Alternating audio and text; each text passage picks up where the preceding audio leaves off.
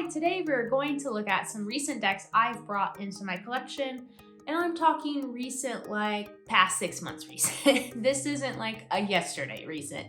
These are new to me decks. I briefly wanted to walk through them and give a little chit chat. Some of these you may be familiar with and some you may not be. Let me know if you want me to provide a more detailed and deep dive walkthrough of any of these decks that I talk about today. If you're new to this channel, hi, my name is Lennox and I am a collage artist and graphic designer working in the advertising industry. I also create tarot and oracle decks for healing, self-improvement, and inspiration. Let's look at some decks. This first deck I'd love to talk about and share with you is called Perfect Scheme by Mika Ozawa. I received these decks from Japan. Now I will say that I believe Mika owns an art gallery shop in Japan, but only ships within. I'm lucky enough to have a friend that lives in Japan that shipped these to me, and I couldn't be more thrilled to have this deck and expansion pack in my collection. So let's take a look. So these are handmade boxes, I believe, just because I've taken some bookbinding classes and I've made boxes in those classes before. Great design too, very minimalistic. Really sets the artwork off. So what's unique about this deck is there's no guidebook, but the guidebook is on individual cards. So each card has just a front, a plain back, and it has the meaning on there in Japanese. Google Translate, the app, works great to provide you at least a basic understanding of what the creator intended within these messages here. I found that it gets the point across. I love the quick message section. It's just like a keyword or like a super short phrase, and I find that they are always on point. This is definitely a deck that the artwork plays so well into the keyword and messages in the author's original meaning. That's not to say that you can't use these intuitively or just for quick hits. It works perfect for that as well. Let's set this aside. Let's look at the artwork, because that's what we're all here for, right? Okay, so here's the backs that I was talking about. You may have seen these floating around before. I love the simplicity of the back design. It's neutral without like being a neutral. I'm also a fan of birds, so you know, it's like an easy sell for me to really like. But I adore just like that flood of color, that mirrored image, the pop of a graphic of those stars with that kind of intertwined mirrored bird. I think it feels like really modern and minimal, but it also feels like very approachable, and it's just really cool. I love the card size. It's like a little bit larger than like a playing card size. It's definitely wider for anyone with small hands like myself. It's perfect to shuffle and to hold in your hand. So let's quickly look through some of these. We can get into the expansion pack, and if you'd like me to do like a deeper dive or like a deeper walkthrough of this deck, I will be more than happy to. If I were to talk about every deck I'm showing right now in depth, we would be here for like 5 hours, because as we know, I'm a chatter. So for me, like not being much of a people deck person, this does have people in it, but it's not every single card. I just absolutely adore the combinations of illustrations in this deck with the colors. I think there's really unique use of colors. There's strong contrast within the colors and the compositions and the illustrations, while sometimes maybe it is a little less subtle, perhaps like that key and like lizard card. But I just find that it's very inviting and unique.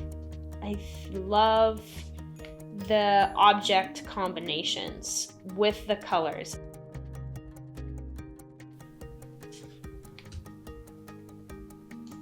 Like, are you kidding me?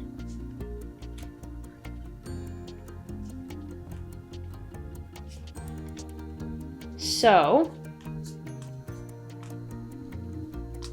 gorgeous. Gorgeous, gorgeous, gorgeous. Let's take a look at the expansion pack. Same deal with the card meanings on the individual cards. So what I do, I put all the card meaning cards in one box together and keep those aside. So anyways, so what I really like about working with this deck is the quick kind of hits I can get from it. I'm a very much a single pull in the morning kind of person. I like to display it on my desk, at my computer, because that's where I spend my most time, and it just is a really nice reminder. What I have found with this deck is that there's a softness to the messages and to just the intuitiveness that I pull from it. This card really got me one morning. I think it may have almost made me cry. It was just like something that was weighing heavy on me, and pulled that card, and wow, the meaning in the single card just like couldn't have been more on point. So once again, I love the combination of object with the keyword. I find them to be unique. Maybe the keyword is a keyword that we see quite frequently within other Oracle decks, but I feel the way that it's used within this deck makes it feel fresh. And like, this is what I mean by the colors. I mean, just this like this like saturated yellow with such like a earthy creature as the bear. I mean, I just think it's like really breathtaking and it really transports me. How sweet is this image with the goat and the boy? How it like fades into the background color with the keyword think. I mean, this is like the thoughtfulness that I absolutely am obsessed with. There's so many creatures and little trinkets and bits and bobs in this deck that just like speak to me personally. There is like perhaps sulcata tortoise. I have a tortoise, not a sulcata, but Ivy, that's my middle name. So just little things like that I really love. And we can mix these up now. I put everything in order for the video. So you can see still is quite a thick little deck. The card stock is that really thick kind of cardboard, kind of like board game kind of cards. I'm an overhand shuffler. Riffle shuffle just feels so aggressive. No hate if you're a riffle shuffler. I think it looks and sounds like super cool, but I can't bring myself to do that to the cards, and I'm just not great at it. All right, let's see. Light, chaos, wind.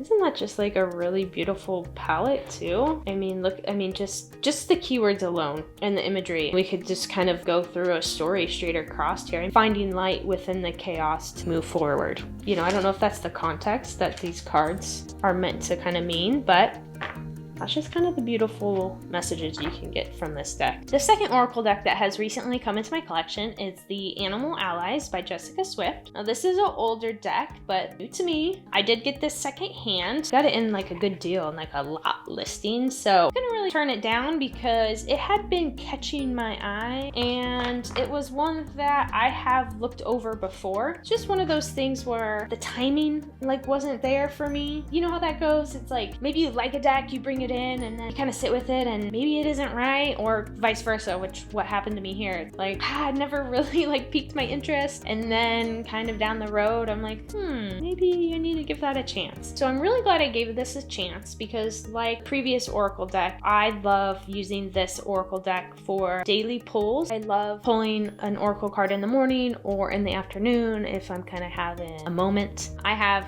a card stand at my computer. It's just a really great way to display a card while I'm working and just as a reminder. I think it's a brilliant way to go about the workday. I think one thing that turned me off about this deck at first is that I saw like the title card that has the logo on the back. So I thought all the card backs had that and I was like, not going to be me. I just find having a logo or any kind of words on the card backs is distracting. I would just rather look at a pretty design and let the beautiful artwork on the front really shine and speak to the card's title.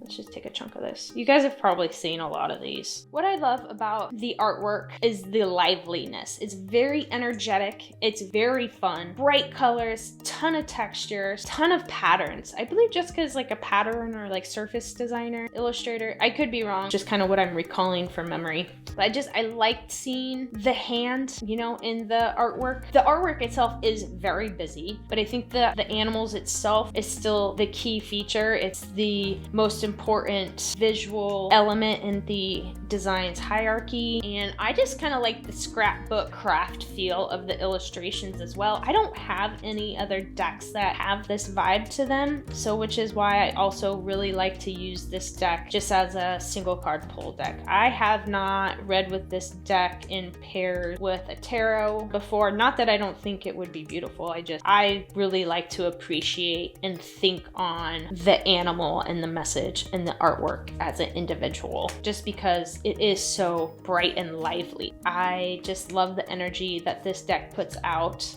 I don't have the second deck, although I'd love to have it. I just, there's only so much time and cash to go around for decks, as we all know. This deck did come with a heavy perfume scent inside the box, and I was able to get probably like 60-70% of it out. I used the baking soda method, and I used like those Gonzo stones as well. This thing sat aside for, I don't know, probably 2 months. It's a really lighthearted deck, and I think there's always times where that's needed. And I find that the pamphlet guidebook is very dense in information, considering, it not being like a full-blown guidebook kind of deal. You get a ton of information per card, and there's a lot to take from and plenty to leave if that's the case for you. I like to quickly skim, whatever card I pull. I'm not an animal expert by any means. I adore and love animals, and they are a huge part of my life, but I do not know all the ins and outs of animals. So I feel like Jessica does a good job of inserting actionable takeaways while still playing into the personality of whatever animal. I really enjoy this deck, and I can't wait to keep using it. The first tarot deck that I would love to chat about briefly is the Tarot of the Animal Lords by Lo Scarabeo. And I think at some point Llewellyn must have picked this up. You know how they kind of have that crossovers like that. So I got this obviously secondhand, and I have had my eye on this deck. It's always been a little bit out of like the price range that I was willing to pay for this vintage deck. I think it's technically vintage now. That 20 years makes it vintage. It's from 2003. To me, it doesn't feel 2003 artwork, but maybe it does to you. Let me know in the comments below if this is evoking early 2000s artwork. But I feel like this could release today and no one would like bat an eye about it feeling outdated. So these are the card backs.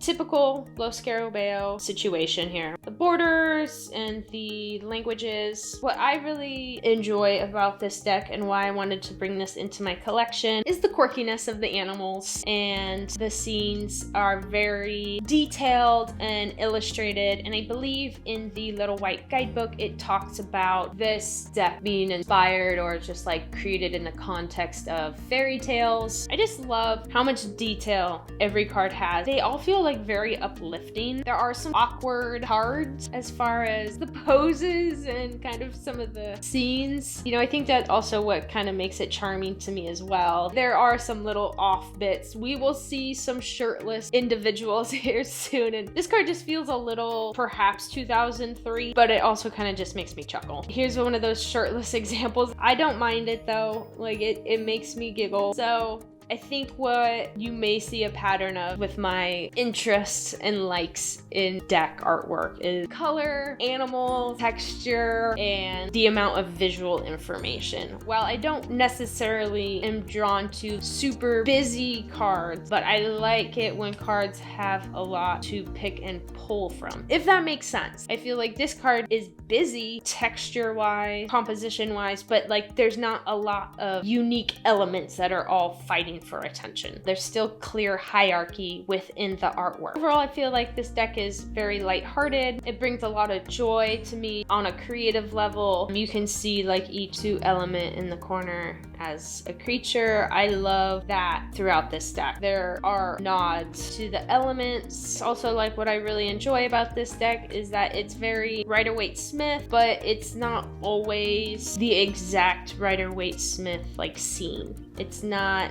necessarily a clone.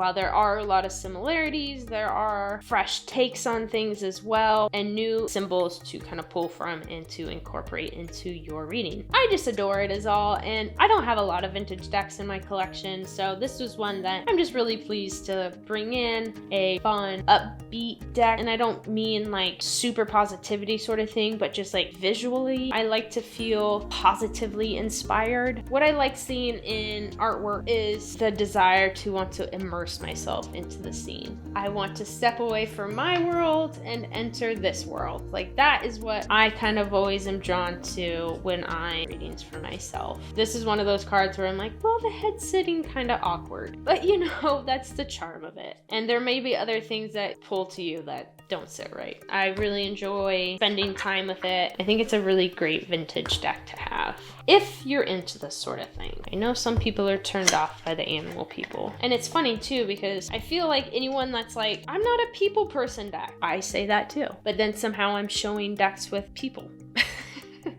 You can't escape it. The last deck that I will share with you today is the Tarocchi Flora. Hope I pronounced that right. This is a deck from Amazon, Italy. I saw this deck, I think back in the summer on Fairlight Tarot's channel. This company makes other decks in the same exact kind of box style, setup, card size. I think it is like a mass market brand. I'm not 100% sure. If you are a floral deck person, maybe give this a consideration. This has that envelope pocket style box, which I think is very charming. However, it is a bit of a nuisance to get back in, but I think it's cute. It reminds me of like a little purse. This deck, I am just obsessed with the color palette of this deck, the card size of this deck, and the illustrations. Once again, I'm not a people deck. Okay, it has people. There's some nudity, just heads up, but oh my gosh, the colors. I am telling you, and the camera's probably not going to properly pick up how gorgeous these color combinations are. This is not in English. Once again, Google Translate camera feature works just fine. Like I said before, is it perfect? Well, I don't know, probably not, but it's perfect for my need as an English speaker. It works great to get the information. There's a lot of information. I have not spent much time in this guidebook, but the tidbits that I have bopped around in here, they really bring in like some historical information. It's a little chunker of a book. I just really love the way it feels in the hand. Nice little thick book, like you're really getting your full money's worth. I will say with shipping, it definitely makes it like a price of like an indie deck. If you were to load up your cart with multiple decks, you would definitely save on some shipping versus just the one. Check out these backs. Okay, first of all, look at this size, but look at these backs. Like, I just love the colors. I love the illustration. It has like that kind of antique engraving style, but not. It's still very like fine line work, modern with like bold color blocking, the use of kind of unconventional colors like the blue. This deck is just so pretty. And if you are a floral fanatic and you like this sort of style, definitely check this deck out. I bought this deck on a bit of a whim, and when I received it, I was like speechless, and that's hard for me to do. Okay? I am a chatter. This deck just made me like gasp. Like every card I flipped through, I was just like, it gets prettier and prettier. And like I said, I'm not a people deck person, but I just totally overlook it for this because the illustrations feel really fresh. I think the color combination is a really strong point of this deck. When I'm in the mood for something so pretty, I use this. All the pages have the antlers, the knights have the horse, the queen and the king all have horns and this sort of like pose. I just love the pips. Now the pips, they're just like repeatable and mirrored. I don't even mind because the color palette is just so right to me. How pretty is that on display with those backs? Ugh. So you can see, same sort of deal, different color palette, slightly different setup for where the suit emblem lays. But here's the pentacles, very pretty, pretty, pretty. And the swords, it's just like such a dreamy color palette. I'm saying nothing of value here, but this is more of a show and tell and less of a let me give you an in-depth, thoughtful walkthrough. I'm just showing off my recent goodies, okay? And this is like recent as in like 6 months recent. So this isn't like I got in yesterday sort of deal. I go through like periods of buying a handful of decks and then not buying decks. These are all like from this year, new to me. Well, that's that. Thank you for sticking around and watching the video. I hope you enjoyed it. Maybe you found some new inspiration or some new decks to add to that wish list. That never seems to get smaller, does it? On to the next one. Make sure to like this video and subscribe if you're into what I'm putting out, and I will see you all very soon. Bye.